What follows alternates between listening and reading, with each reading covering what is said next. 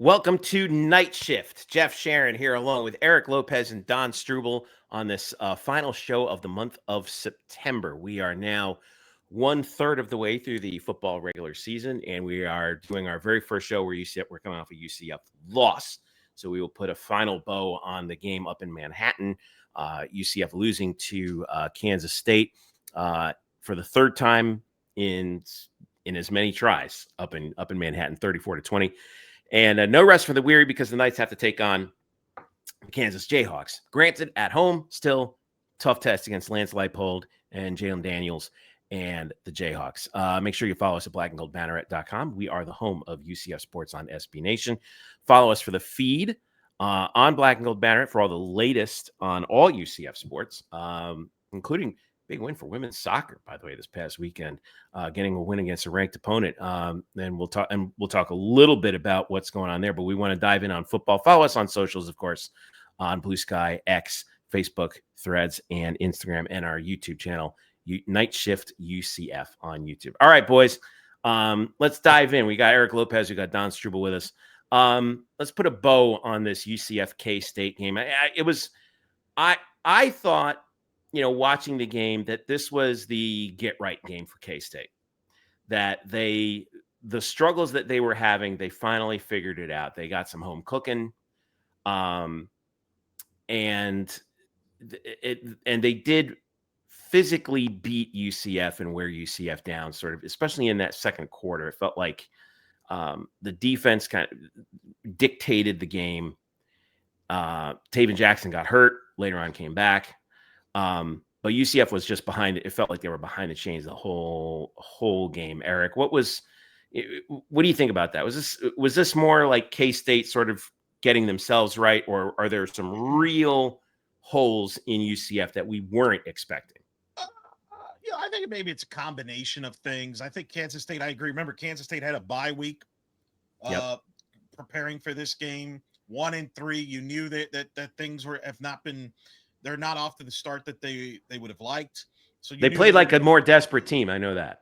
Yeah, and look, I think UCF, let's be real, 3-0, yes, but who have they really beaten? None of the teams I would argue they've beaten to this point is anything great. So I don't think we still know who this UCF team is. This is the first, I would argue, offense they've played that was where you had to defend the run and the pass. And, about the defense, I think the defense will be fine. They forced some turnover plays early, made some plays early. But, the biggest question I had for so far, and I still don't know the answer, is I feel like this team can win a certain way, but I'm not sure this UCF team is built to win a 41-38 game. I think it's a team that's got to win a 30-20 game, force some turnovers. I just think there's some limitations on the offense when you start with the offensive line, and you wonder there, are they, and there's a lot of stuff. I don't want to dwell on it because they've been through a lot with everything that's been going on. So, but, I think there's not that push right now. And when you're facing Big 12 competition, I think the receivers are still a little unproven. So and the quarterback is young. So there's just a lot of ifs there. And the defense, I think, has to win more games for them. And that was a big ask, and they got worn down. I think, Kansas State had over 200 yards. That's going to happen when you play Big 12 teams. So 266 rushing yards net on the ground. I look at it this way. You play that game 10 times, Kansas State wins 9 of them. Nobody thought we would win that game before the year. There was a reason why K-State is a 5.5 to 6.5 point favorite. So you would have had to play it close to a perfect game to have a shot to pull that off. I'm not going to react to that game as a referendum on the season or the team. I think it's just one of those where it's tough to win on the road there. Don, looking back at how this all went down, what did you see in the box score that kind of stood out to you on this one?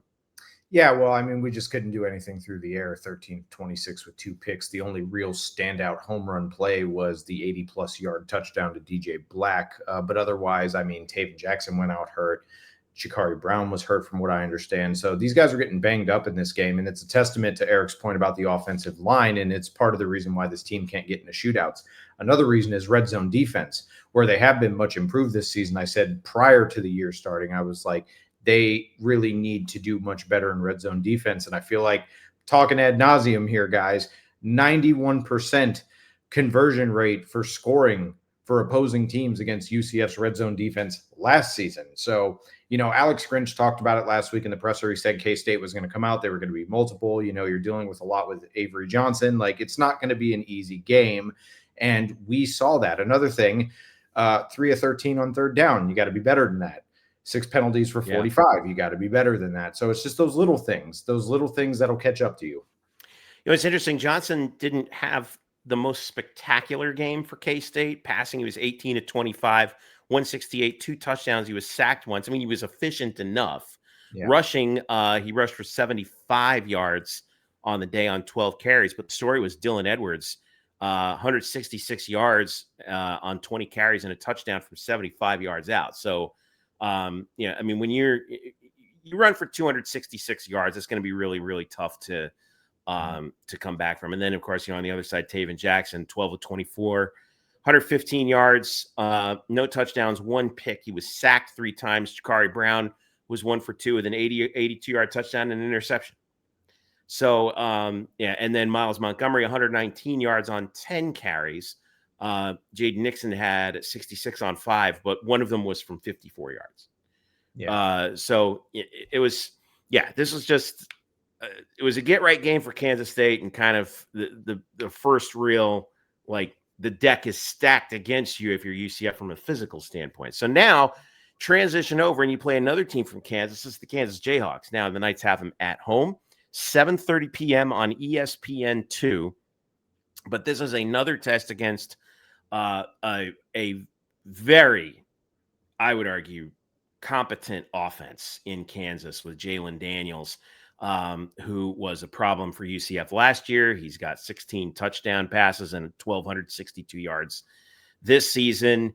And he is the straw that stirs the drink for KU. And as though UCF needed anything more, they're coming off of a loss too. They lost to Cincinnati 37-34 in Lawrence. So you know that they're not happy. You've talked, Eric, before. We've talked many times about Daniels. What does he bring to the table for the Jayhawks right now, and how can UCF stop him? He's a dual threat, number one. That's a problem. Don, I know you guys talked about it on the post-game night shift. Kyle brought it up about UCF's struggles against, dual threat quarterbacks. I would argue this may be the best one in the conference. He was a former Big 12 Player of the Year when he was healthy a couple of years ago. You could argue he's the best quarterback in the Big 12 right now. Certainly him and Sawyer Robertson of Baylor. A lot of people like him. And, of course, UCF's got to play him later in the year. Yeah. But he's tremendous. And their offense is good. He's part of their rushing attack. They don't have one back they really depend on. He's part of the running. I think he's like second in rushing for them. So he's going to run. So I'm really interested, guys, how Alex Grinch, do they have a spy on Daniels? Do they contain him to the pocket? I think it's going to be interesting with defense. And Don, you bring up a good point. I think you're going to give up yards. You're going to give up yards in this league.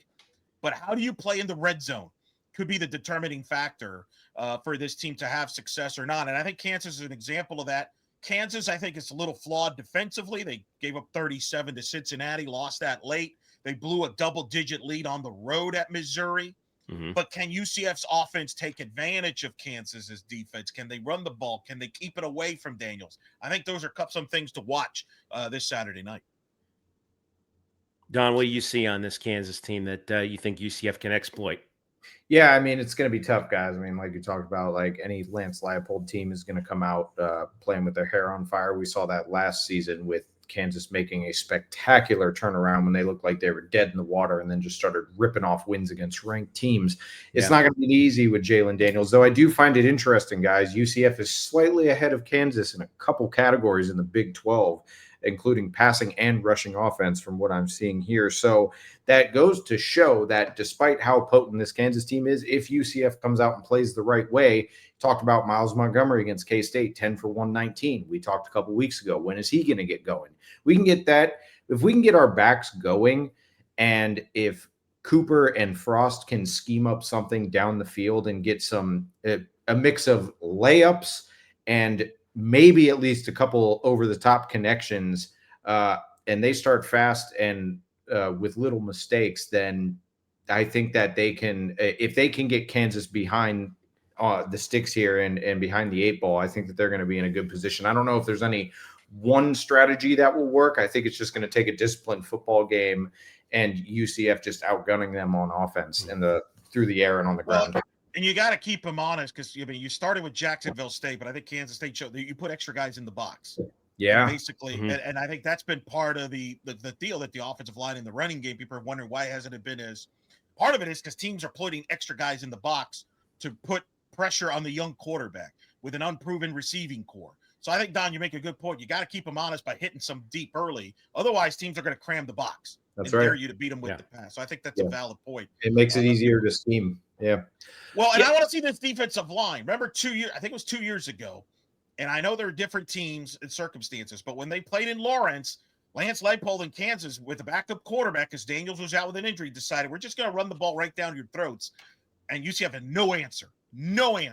Right. And I'm curious, there's still players on that defensive front that are here. They can't avoid to have that happen either. So I think that's the other. Again, when you get into, as we've learned anything now in our third season in a power conference, trenches will dictate a lot of the terms in these games. Yeah. Yes. That was Devin Neal. That they just ran Devin Neal all day against UCF. The good news is he's moved on, so we don't have to. Yeah, he's with the New Orleans Saints now. He had 154 yards rushing in that game. Their passer or their quarterback, Jason Bean, threw for only 91.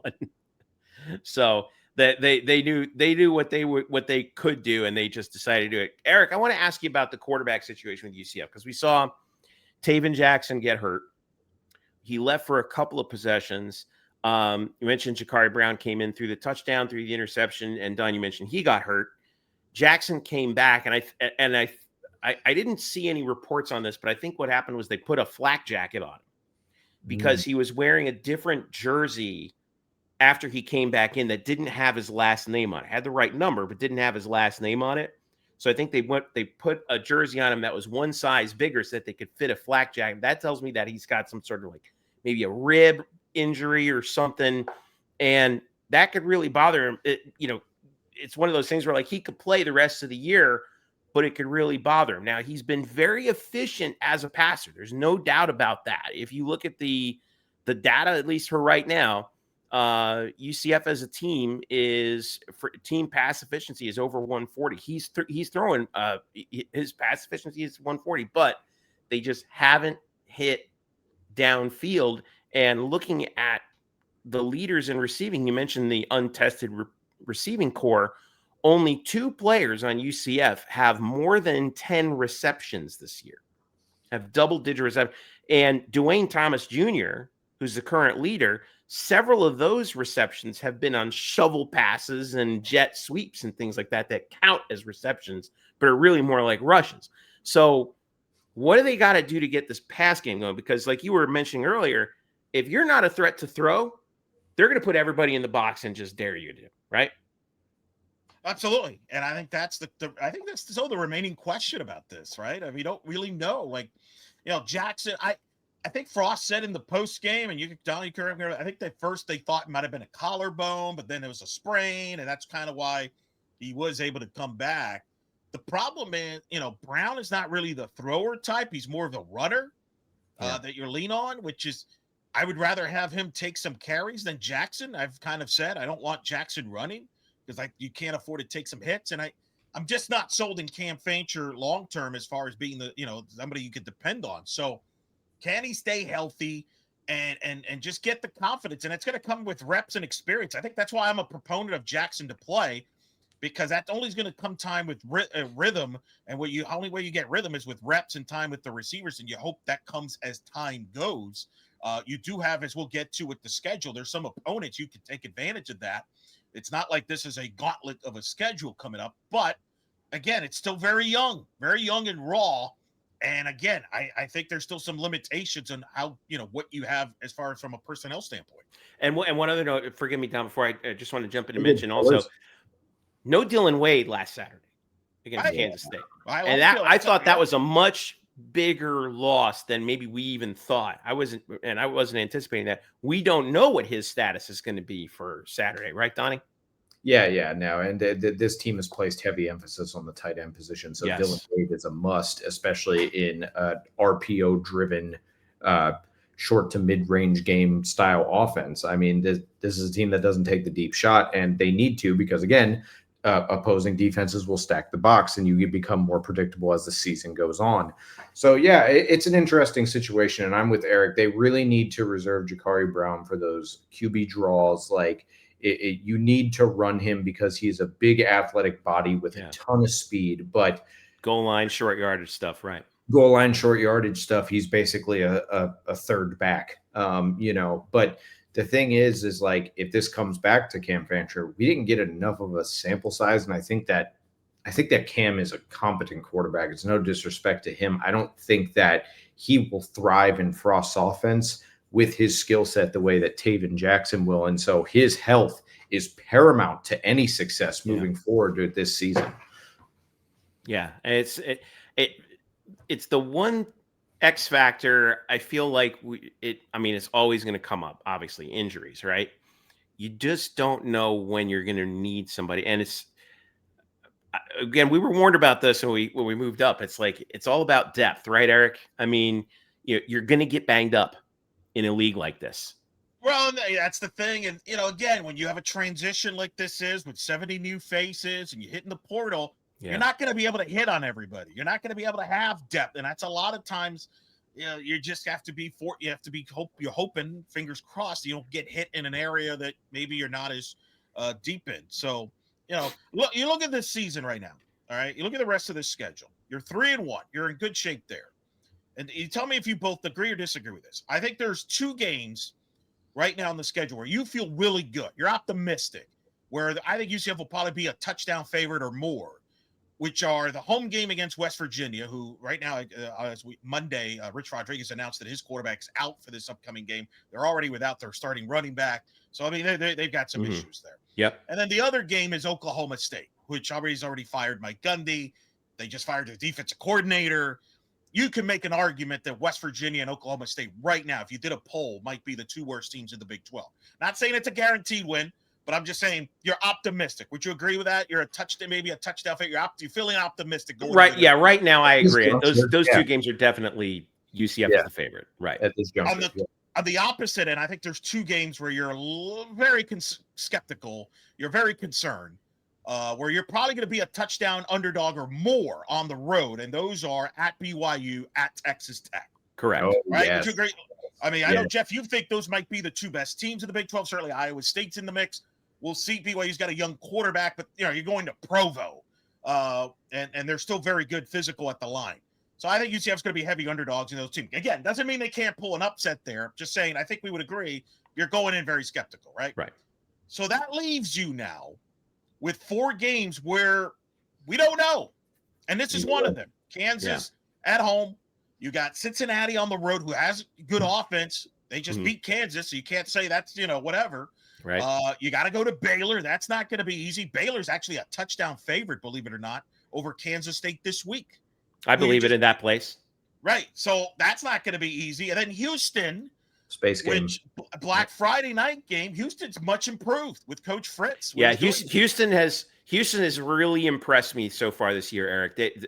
Fritz, I'll tell you something, man. He's one of those coaches like Leipold at Kansas, who to me just kind of has, and climbing it at Kansas State too. Let's be honest with you, it just understands how to get a team to gel quickly. And I'm really impressed with the job he's doing at Houston right now. That game is no layup, man. No, I mean, the transfer ad, getting Connor Wingelman from A&M, the quarterback, was a big ad. Their defense has improved. So my point is, the goal is to get to the bowl game, right? 6-7 wins. How do you do in these 4 toss-up, quote-unquote, games will determine that. Like, if you feel like they'll go 2-2 in the 4 games we talked about, where you feel confident about Oklahoma State and West Virginia, you're skeptical about Texas Tech, BYU, that puts you at 5 wins. Can you get a win or 2 in these next 4 games? You probably want to win your home games. Although I think I saw where Kansas is favored by like 3.5, maybe 4 against UCF this week. Yeah, I don't know. I haven't yes, seen it. They are. Yeah, Kansas is favored this week. 5.5. That's how much? What's the number? Let me double check it. I think I just saw 5. Is it 5? I'm sorry, 4.5 according to ESPN. So it's gone up already. It was started Yes. at 4. So Well, that's interesting. ESPN had it open at 4.5 though. Okay. So So but 4.5. if I somebody mean, that's did, significant, basically, for Yeah. a road team to be favored here. So that's where I think these 4 games, starting with Kansas, is where you get a barometer of where this team is at, and can you pull a game or two and get yourself to a bowl game and just hope you grow on that. But it's going to be a challenge. I'm really interested to see how Grinch's defense does here against Daniels, because Daniels could single-handedly win this game. He's the one player in this game that could single-handedly win it. Yeah. Don, who do you think for UCF defensively, based on that, has to step up against Jalon Daniels and Kansas if UCF's going to have a shot to win? I think it's got to be Nigel Kelly and Kelly Lawson. I think that these guys really have to they have to get pressure, but they also have to contain when need be. And if the kid's going to move, then they've got to be able to stop him and keep those gains to short yardage. I mean, because again, dual threat QBs, they struggle. But I mean, I think that so much of this is going to come down to the DBs, and then you got like Sincere Edwards. I think he's going to play a big factor as well. How much penetration can they get? Can they get home and really put pressure on him to maybe make an errant throw? Some sort of mistake here or there. So I think those 3 guys specifically for me, I'm going to have quite the eye on going into and not lose containment though, because you don't want to put pressure to the point where you're giving Daniels a lane where he takes off and gashes you for 20, 25 yards. We've seen that in the past. Yeah, exactly. Again, different coordinator, different scheme. Let's see how this looks now. Yeah. And I would also add, does a linebacker get assigned to being a spy? That could be a key player to watch. Yeah, I was going to say that. Yeah. You need a spy, because especially if you're going to rush 2 or however many, like Grinch has to have an insurance policy behind them to see what's going on in the event that he slips through. So, yes. I think the guy who's probably going to play that role right now is Lewis Carter, who has very quietly, I think, kind of stepped up into that position as that sort of fast middle linebacker. He's still he's a little undersized at 6 feet 224, but man, he's around the ball constantly. And that is a quality all its own. He's got 25 tackles, 1 sack. He forced a fumble the other day. Is that the guy who you're keeping an eye on, Eric? I think that's a good bet.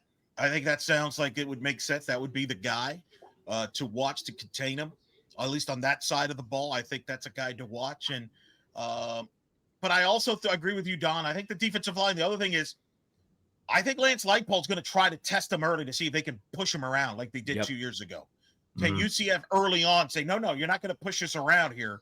Or is Kansas gashing them early? I think that's something to watch. Well, that's where if Kyle Nash was here, he would be giving us his vote of confidence for Horace Lockett and see what those giant Cavs can do against that O-line, because they're going to need him. They are going to need every bit of strength that they've got up front there to hold their ground. I mean, like you said, this is a game of the trenches, and it's a game of attrition. So we'll see what happens, guys. It's KU's first trip to Orlando. Of course, basketball's lost here before. I am interested to see how many Kansas fans make the trip, because we've seen they come for basketball. That's not been an issue. Do they come out for football? There's been a lot of talk. They've made financial commitment to the football program and the stadium and everything. They have. But do they generally care? I'm very interested to that. Like, I know that's like a weird thing to look at, but that is part of, we've seen that in that pocket area of the road, of that road section where this road fans sit. Like, West Virginia 2 years ago was droves. By the way, there was a bunch of West Virginia fans Sunday night here in men's soccer. So props to them. I mean, good Lord. They're everywhere, man. I don't know. I didn't know West Virginia graduated that many people. I don't know, man, but I'm just giving you a warning. We might see similar in 2 weeks. I mean, I don't know. So, but I'm curious, from a Kansas, do they have a fan base that will travel and support the football program? We know they will for basketball. I'm kind of curious. Yeah, I had never, ever seen in my life a Joel Embiid practice jersey until Kansas played in January.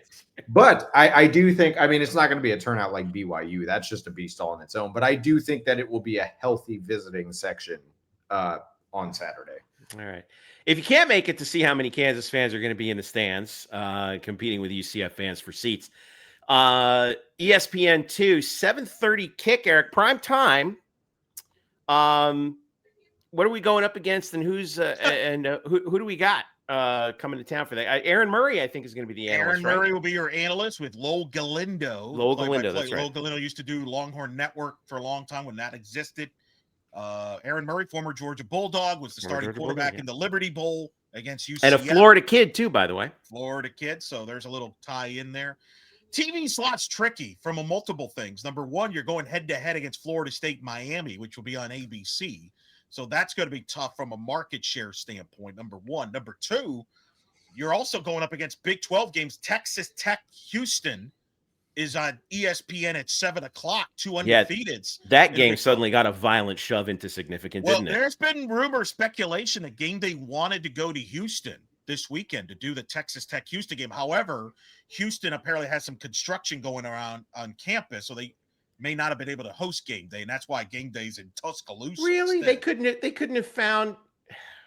I don't live in Houston. Not my problem. You know, I can't. And somebody went to school and you can't finish under construction forever. I can't really criticize. We would have hosted Big 12 for Bill, even with Roth Tower going on. So I guess everyone's got their preference. I find it hard to believe that they couldn't find a spot near Houston Stadium where. Anyway, I don't know. What are the other network games that night? TCU Colorado is the Fox game in the same time slot. So really a wild swing of Big 12 football. I would rather I mean, obviously we're not, we're playing at the same time, but if we weren't, I would rather watch the Texas Tech Houston game. Well, I think that's why it's on ESPN. I think it'll draw the nice number on ESPN. We'll see. But yeah, that's a big game. I mean, we'll learn a lot about Houston and then obviously Texas Tech. So that'll be it. In fact, Dave Pasch and Dvorak will be there in Houston for that game. Okay. So, all right. Yeah, that's going to be a game that we're going to keep another close eye. I really still think like this conference is very much very much in flux, and I think it speaks to a lot of college football in general right now, guys. And Don, I want to get your take on this too, and Eric. It feels a little NFL parody-ish with teams kind of beating up on each other. I mean, we saw that with Georgia and Alabama. I think Ole Miss is the best team in the SEC right now. And they're not invincible by any stretch of the imagination. We've seen Notre Dame get off to bad starts. I thought USC was having home, and then they lost to Illinois after they gave up about 150,000 points to Indiana the week before. No one apparently believes in Indiana, including you, Eric Lopez. Yeah, they'll actually play a real opponent in a couple of weeks at Oregon. So they'll actually leave the state. They'll actually leave the state. Okay, but let me ask you. Okay, would you could make a case for either of those teams, right? I mean, I could see Indiana winning in Oregon. I could see Oregon flattening Indiana. Well, you don't think? Wait a minute. You don't think that Oregon is due for a stinker?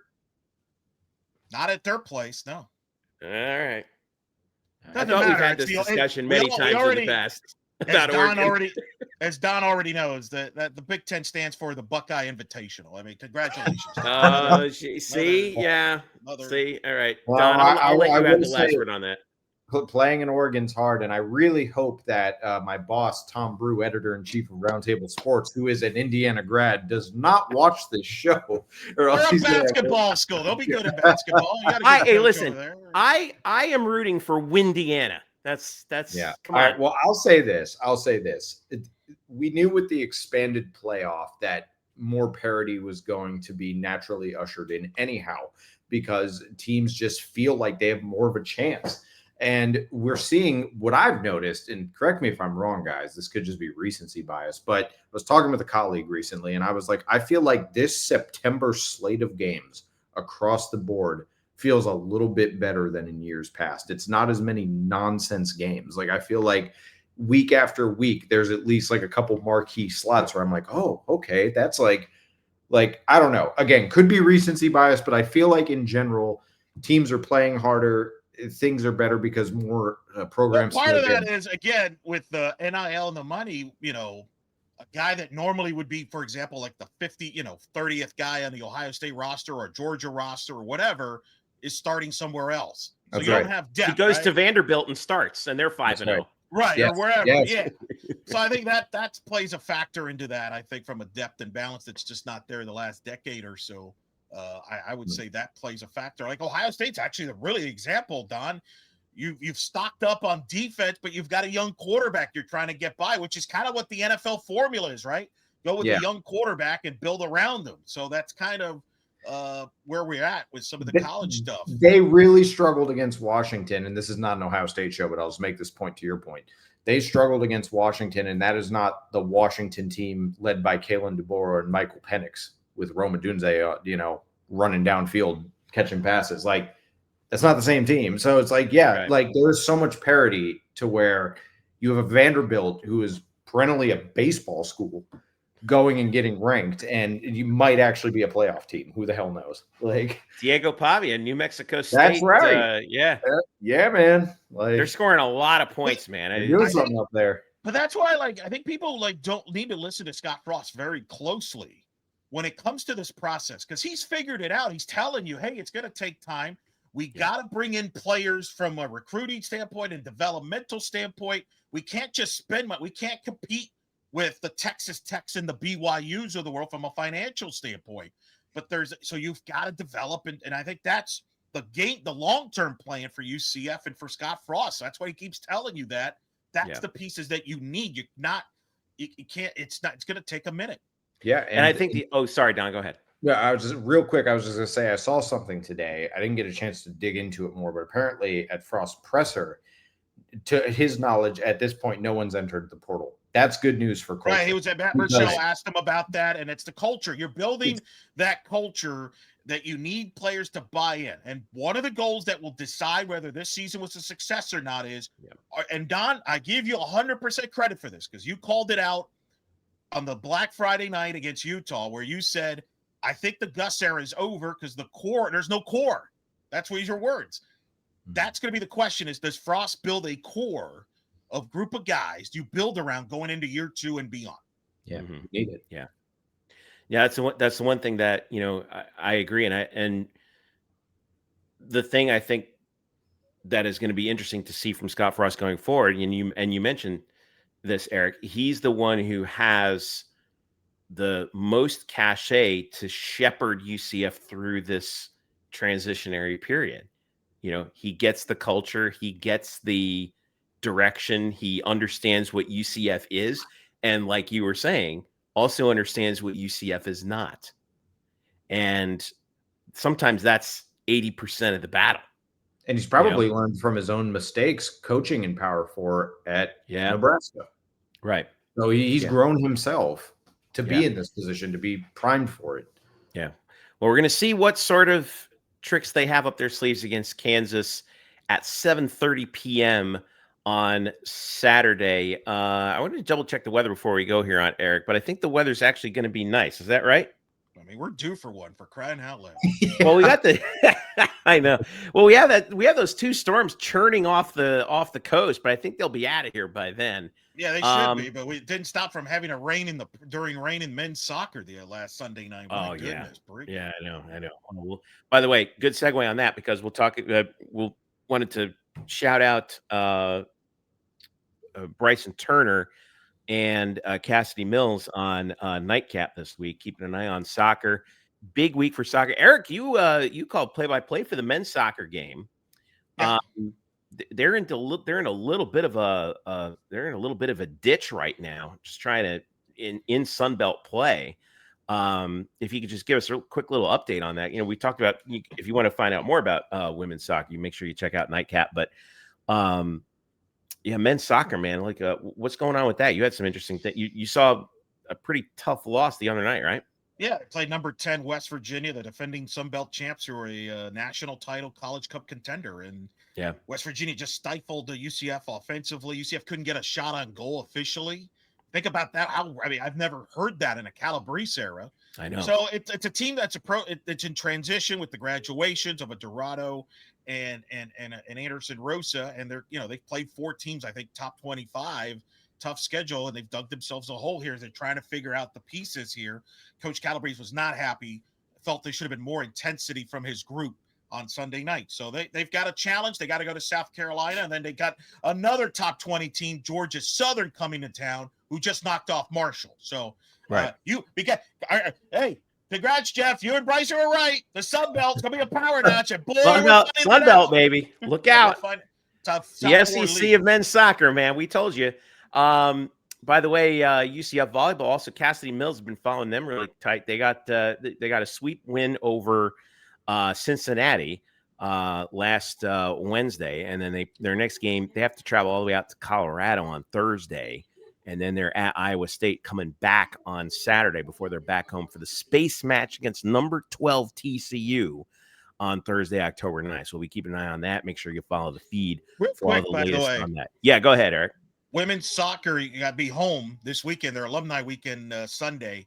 22 RPI officially on Monday. That is a great number to make the NCAA tournament. Yes. That Arizona State win on Sunday was huge. Arizona State 37. Big 12, number 2 toughest conference RPI-wise in college soccer, behind only the ACC. So it's right there on front of there for Coach Sahadak and the Knights to make a push here to make the tournament. And that's the highest they've been in the RPI in a minute, right? Since 2022, when they made the NCAA tournament the last time there. Volleyball's got unofficially is in the 30s RPI. It's way too early to talk about that in volleyball. Yeah. They've only played one conference match, so.